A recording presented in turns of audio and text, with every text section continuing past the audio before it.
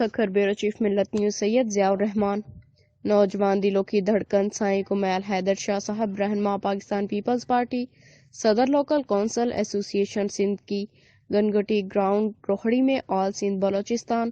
Bilawal Bhutto Zardari football tournament کے final میں بطور چیف گیسٹ شرکت۔ اس موقع پر Ali Raza Ansari administrator Sukkur municipal corporation, Muhammad Ali Sheikh municipal commissioner Sukkur, Qazi Sami صاحب senior worker Pakistan peoples party, Irfan Daud Pota رہنما پیپلز پارٹی سابقہ UC chairman Rohri,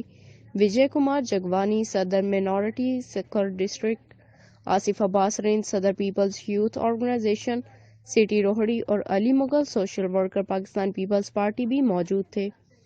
tournament organiser chairman organising committee سید علی رضا شاہ صاحب، آرگنائزنگ سیکرٹری اسفند یارمنگی،